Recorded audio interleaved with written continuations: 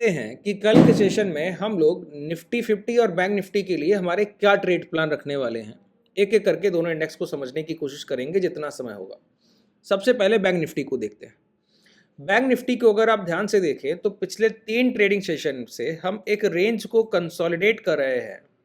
और ये रेंज कौन सा है ना सर, ये रेंज एक आपका नियर बाई रेजिस्टेंस रेंज है जो कि डेली टाइम फ्रेम और 2 आवरली टाइम फ्रेम का है। और लगातार इसी रेंज से लगातार अभी पिछला मोमेंटम भी हम लोगों ने यहीं से 49,900 तक किया था। ठीक है, तो कोई प्राइस अगर रेजिस्टेंस के पास कंसोलिडेट करे तो उसको हम एक स्ट्रांग बिहेवियर मानते हैं। अगर आपको अच्छी खरीदारी करनी है ना तो उसका एक ही तरीका है, क्या कि पहले तो आप निचले स्तर से धीरे धीरे खरीदारी करते हुए उस सेलर के भाव के पास जाइए जहां वो बेच कर बैठे। दूसरी बात, अब जब आप उसके पास पहुंच जाएं तो उसको काटिए मत, वहां पे पहुंचकर और खरीदारी कीजिए और स्ट्रांग हो जाइए। ठीक है, तो रेजिस्टेंस के पास जितनी सप्लाई पड़ी है उसको भांपते हुए अगर आप वहीं अपनी तैयारी कर लें, प्रिपरेशन कर लें, इसको हम कहते हैं एक्यूमुलेशन करें, खरीदारी करें।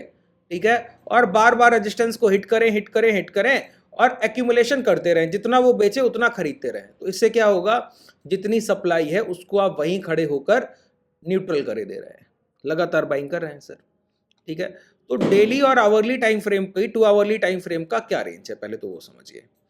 यहां से रिसेंटली हम लोगों ने डाउनफॉल किया था और इसी हाई से किया। अगर आप गौर करें तो यही हाई हमारे लिए रेजिस्टेंस एरिया है। ठीक है, यही हाई हमारे लिए क्या है, रेजिस्टेंस एरिया है। अब इसके पास हम लोगों को 3 सेशन हो गया कंसोलिडेट करते हुए। तो आप बोलेंगे कि ये ब्रेकआउट हो जाना चाहिए क्या? नहीं, बिल्कुल नहीं सर। क्यों?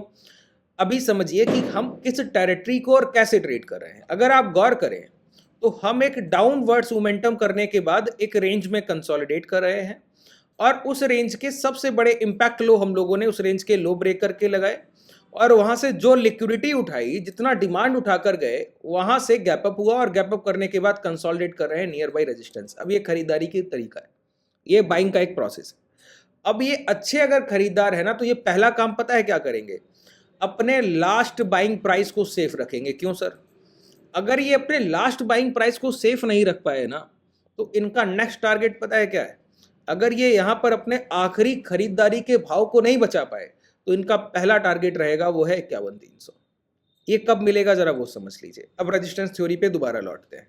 देखिए, जो चीजें मैं आपको सिखाता हूँ वो बड़ी लॉजिकल होती हैं और आपको इजी टू ट्रेड लगेगा जब आप बाजार में बैठेंगे। और इसी लॉजिक के साथ बाजार में बैठकर प्रैक्टिस कीजिए। ठीक है, समझिए, ये एक रेजिस्टेंस एरिया है। प्राइस ने क्या किया, उस रेजिस्टेंस एरिया के पास चलकर पहुंचे जहां से पिछली बार गिर के आए थे।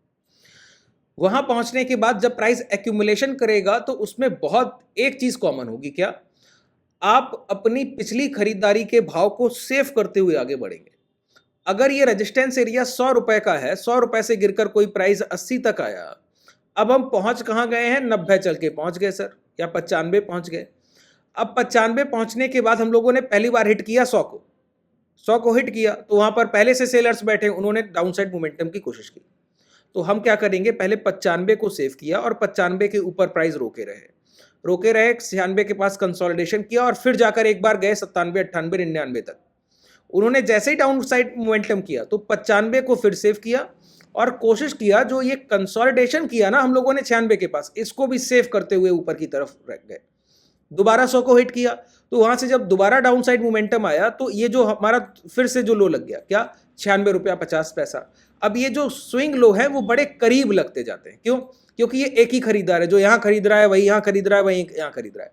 बायर्स एक ही है, बायर्स में कोई डिफरेंस नहीं। अब ये बायर्स कोशिश क्या कर रहे हैं, ये कोशिश कर रहे हैं कि अपनी खरीदारी को धीरे धीरे शिफ्ट किया जाए और सेलर्स को धीरे धीरे काटा जाए। इसी प्राइस में क्या होता है, डिमांड सप्लाई बराबर, डिमांड सप्लाई बराबर, और बायर अपनी पोजीशन को धीरे धीरे हायर साइड शिफ्ट करने की कोशिश करता है। अगर यहां पर प्रीवियस मोमेंटम स्ट्रांग नहीं रहा, इसका मतलब समझते हैं, अगर आपकी पिछली तैयारी अच्छी नहीं है और आप सिर्फ रेजिस्टेंस पे फाइट करने सेलर से डायरेक्टली पहुंच गए तो सेलर ने अगर आपके लास्ट बाइंग प्राइस को यहां काट दिया ना तो यहां कोई आपकी अच्छी खरीदारी नहीं है सर। तो बहुत बड़ा पैनिक आता है। यहां जो भी आपके साथ खरीदार इंटरेस्टेड हो रहे थे इस बाइंग में, वो भी यहां पर फियर के कारण अपनी पोजीशन काट कर भागते हैं, क्योंकि उनको पता है कि इस रेंज के बाद और निचले स्तर पर कोई फाइट होने नहीं बैठा है। यहां पर तो एक बार ब्रेक हुआ तो सीधा डाउन साइड मूवमेंट। वही मैं आपको पॉइंट समझा रहा हूं। देखिए जरा, ये हाई यहां पर लगे और हाई लगने के बाद 5 मिनट के टाइम फ्रेम पर आ जाइए। अब आपको बेहतर तरीके से कंडीशंस क्लियर होंगी। प्राइस ने गैप अप किया, गैप अप करने के बाद पहला लो लगा 51,800, 51,800 से रिकवरी हुई, प्राइस कंसोलिडेट किया। कंसोलिडेट करने के बाद यहां से सप्लाई आई और सप्लाई करते हुए क्या, ये लास्ट लो को सेव किया। लास्ट लो को सेव करते हुए यहां कंसोलिडेशन कंसोलिडेशन कंसोलिडेशन, फिर एक बार हिट किया। हिट करने के बाद वो तो सेलर है सर, सेल करेंगे जब तक उनकी आप पूरी क्वांटिटी जितनी वो बेचने बैठे उसके बराबर एक्यूमुलेशन कर लीजिए, तभी डिमांड हायर देन सप्लाई, तो ही प्राइस हाई ब्रेक करेगा। तो ये हाई भी आपके लिए जरूरी है, इसी को आगे समझाता हूं, पहले अभी समझ लीजिए। जब यहां से दोबारा हिट किया तो ये सेव पहले किया था, उसके बाद ये लो बना दिया, अब इसको सेव कर रहे हैं और इस कंसोलिडेशन को सेव कर रहे हैं। प्राइस ने यहां पर एक एग्रेसिव कंसोलिडेशन किया, देखा आपने। आज के सेशन में इसी लो से डिमांड उठी और उसी कंसोलिडेशन के बाद कंसोलिडेशन करके डिमांड उठाने की कोशिश की, प्राइस ब्रेक करने की कोशिश कर रहा था हाई, वहां से रिट्रेसमेंट आया है। ठीक है, अब हमारे लिए जरूरी पता है क्या है, हमारे लिए जरूरी है, दोबारा से मार्क करता हूं, ये सारे स्विंग लोज, ये जितने स्विंग लो आपको दिख रहे हैं, ये सारे स्विंग लो आपके लिए जरूरी है सर। पहला ये, ठीक है, बहुत ध्यान से समझिए, ये चीजें आपको बार बार सीखने को नहीं मिलती। दूसरा ये, ठीक है, तीसरा ये, और उसके बाद ये सब बॉटम है। बॉटम समझते हैं ना सर, ये सब बॉटम है। देखिए अब क्या हो, मैंने आपको क्या बताया, ये जितने बायर्स इंटरेस्टेड हैं इनका लास्ट बाइंग प्राइस क्या है, इनका लास्ट बाइंग प्राइस है 51,800। इसके पहले पहले ही इन्होंने पूरी खरीदारी जितनी कर रखी है वही कर रखी है इसके बाद, और यहीं पर ये कोशिश कर रहे हैं कि यहीं पर इतनी खरीदारी कर ली जाए कि ये सेलर काट दिए जाए।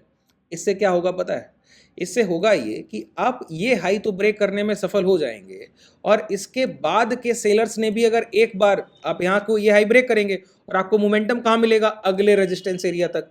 तो इसके बाद अगर आप गौर करें 2 आवरली टाइम फ्रेम पर एक गैप दिखेगा आपको, वो गैप मैं आपको दिखाऊं, आइए।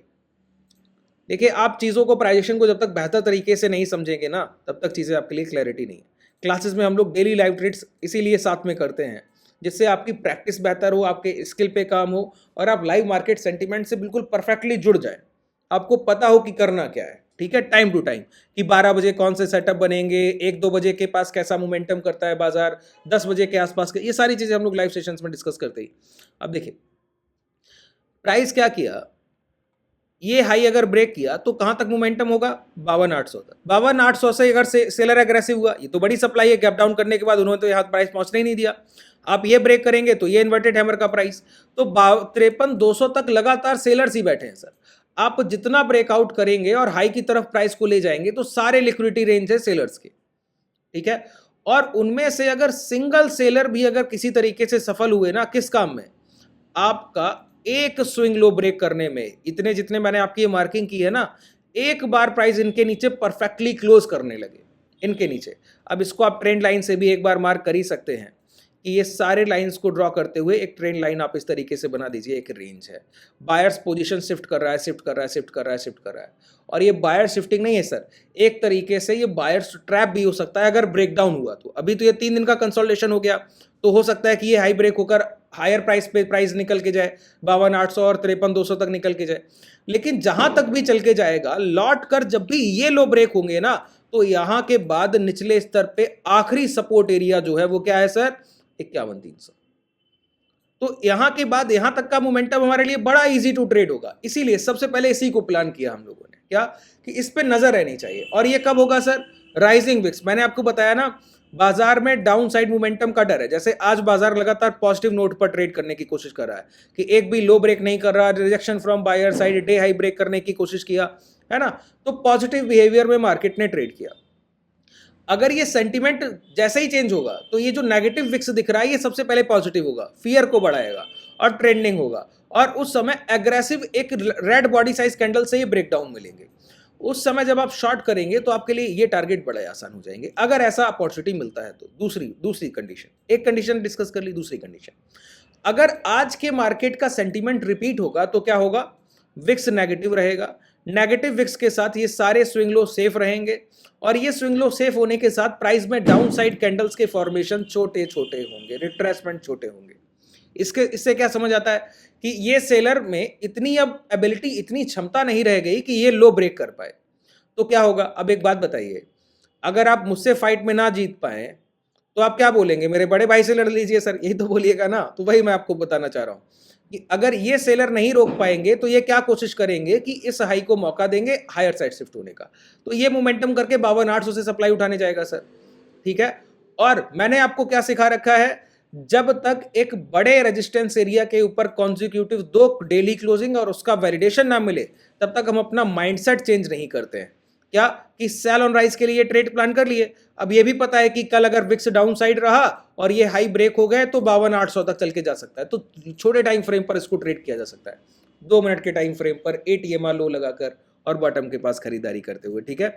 अब समझिए 52,800 पर बाजार पहुंच गया, मान लेते इंट्राडे में 12-1 बजे, वहां से डाउन साइड मोमेंटम हुआ और ये लो ब्रेक हो गया, फिर हमको शॉर्ट करने का मौका मिला। अगर 12-1 बजे विक्स राइजिंग हुआ, 52,600 तक गया मार्केट, 800 700 कहीं तक भी गया, बस ये रेंज ब्रेक होना चाहिए, एग्रेसिवली ब्रेक होना चाहिए। और विक्स अगर 3% नेगेटिव ट्रेड कर रहा है तो तुरंत कॉस्ट पे आ जाएगा, पॉजिटिव होने लगेगा, समझ लीजिएगा डाउन साइड मोमेंटम की संभावना बढ़ गई, ठीक है। और यहां के बाद सबसे बड़ी खरीदारी सर यहां पर पड़ी हुई है। इसके पहले समझ लीजिए कि 50-51 हजार तक ये मार्केट बड़ी आसानी से ट्रेड करेगा अगर लो ब्रेक हुए। जब तक लो ब्रेक नहीं हो रहे हैं तब तक हम प्रतीक्षा कर रहे हैं, वेट एंड वॉच, ठीक है।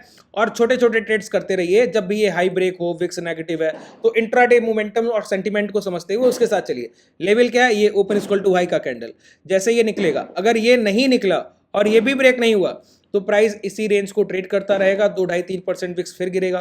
और जितने दिन यहाँ कंसोलिडेशन पीरियड बढ़ेगा उतना ये बायर्स के लिए बेहतर होने वाला है, ये बात समझिए। कंसोलिडेशन एक बायर बिहेवियर है और अगर आप रेजिस्टेंस के पास कर रहे हैं तो उतना स्ट्रॉन्ग कर रहे हैं, बात क्लियर हुआ। तो जब हमको 70% के आसपास डेली टाइम फ्रेम से जो डाउन साइड मोमेंटम मिला उसकी रिकवरी दिख जाए, यहाँ से हम गिर के आए थे सर, गिरने के बाद ये गैप रह गया और ये इन्वर्टेड हैमर 52-53-200 का ये रेंज है, इसके ऊपर 2 दिन बाजार क्लोज करना चाहिए। और जो 2 दिन में एक जो हाई हो, टॉप हाई हो, दोनों दिन का कंबाइंड हाई, वो जब ब्रेक होगा 5 और 10 मिनट के टाइम फ्रेम पर, तब हम बाई ऑन डिप की तरफ बढ़ेंगे, जो अभी हम रिसेंटली सेल ऑन राइज की तरफ है। तब तक नहीं, तब तक हमारे ट्रेड प्लान और माइंडसेट में कोई चेंज नहीं, प्राइस वीक का वीक ही है सर, ठीक है, ये बात समझ लीजिए। चलिए लगभग चीजें क्लियर होंगी। को रिलेटिवली आप लोग निफ्टी इंडेक्स को भी देख लीजिएगा, समय का अभाव है सर तो इतना ही हम लोग देख सकते हैं चीज़ों को। उम्मीद है बेहतर तरीके से आपने कंडीशंस को समझा होगा। अगर आपको कोई डाउट रह गया हो तो नीचे कमेंट सेक्शन में बताइएगा। अगर आप कोई क्वेश्चन करना चाहते हैं वो भी कमेंट सेक्शन में पूछ सकते हैं, या फिर डायरेक्टली पूछना चाहें तो डिस्क्रिप्शन में आपके पास कॉन्टैक्ट डिटेल है, वहाँ से आप डायरेक्टली क्लासेस में भी एनरोल कर सकते हैं, जो भी आपको डिटेल चाहिए, और कोई क्वेश्चन हो तो वो भी पूछ सकते हैं, ठीक है। टेलीग्राम और व्हाट्सएप कम्युनिटी का लिंक भी डिस्क्रिप्शन में है। शुभ रात्रि, धन्यवाद।